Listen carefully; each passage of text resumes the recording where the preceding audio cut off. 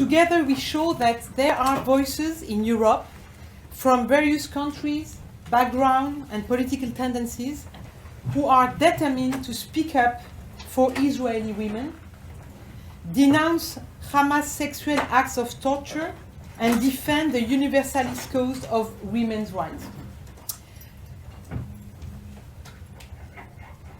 Shortly after the 7th of October, I took part in a mission to Israel, since I was utterly convinced that as MEPs, we had the responsibility to listen, feel, and testify about an unprecedented massacre. It was with Elnet. And this massacre was unprecedented by its extent and unprecedented by its incommensurate savagery. History taught us that when confronted to such infamy, some are tempted to deny and minimize the reality of facts, either to safeguard their vision of the world, therefore taking the risk of blindness, either for more obscure reasons.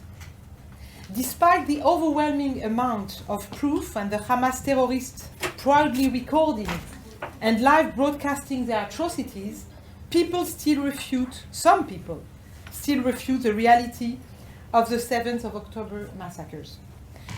Even the United Nations waited until last week to officially acknowledge that there was convincing information of sexual violence committed on this gruesome day.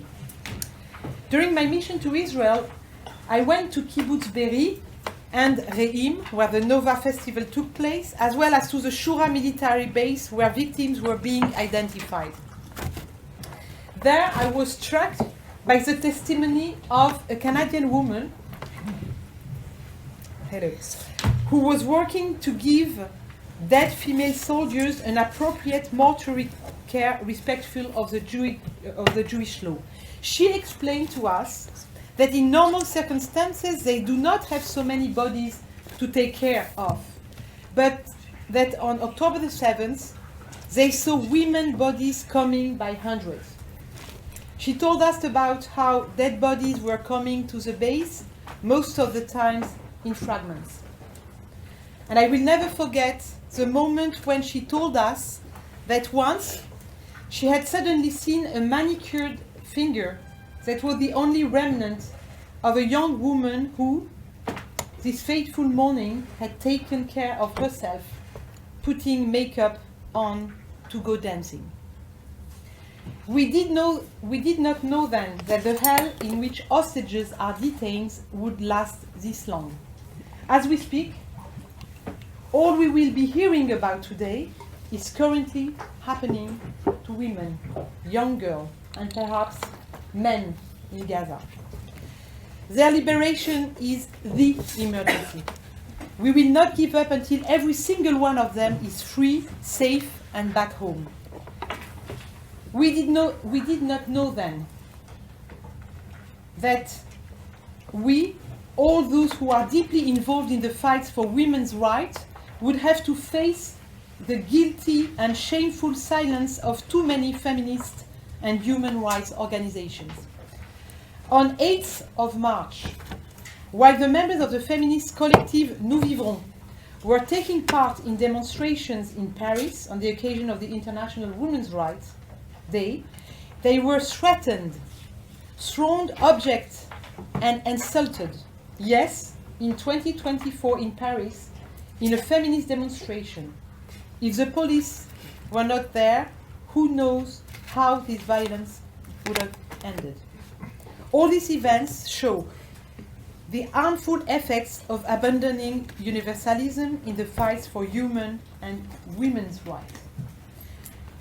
We did not know then that we were facing the biggest, that we will face the biggest waves of anti-Semitism since the Second World War.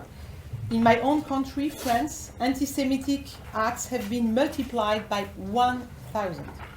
It is particularly essential today, while we are remembering Samuel Sandler and his two children, Gabriel and Arié, as well as the young Myriam Monsenego, who were murdered by Islamist terrorists in Toulouse exactly 10 years ago.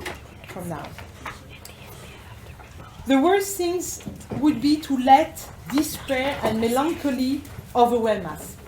This is what Hamas and their allies in Iran, in Lebanon, in Qatar, or even here on European soil are aiming at. They are trying to weaken us by threatening our attachment to life, freedom, and empowerment. While I was yesterday evening at the 80th birthday celebration of the CRIF, the umbrella of French Jewish organizations, French President Emmanuel Macron rightly reminded us that anti-Semitism is the ultimate enemy of universalism. Today, in this house of democracy, we are here to listen and act. It is in this spirit that I invite you to take our rally up. We need to act to make international law evolve, to get the measurement of how military strategies are turning sexual offense, barbaric torture, women's humiliation and mutilation into a central and deliberate weapon of war. We need to act for the universalist dimension to become again the catalyst of the feminist battle. We run the risk of seeing everything collapse if ideology blinds to the point of not showing solidarity to women who experience mass rapes and sexual tortures just because they were Jewish. We have to refuse to countries that contempt human and women's rights to chair committees of international organizations tasked with the protection of these very same rights.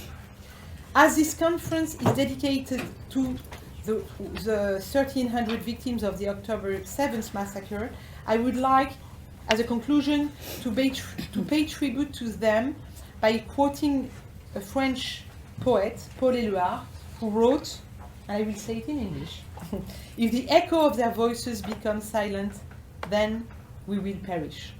Thank you.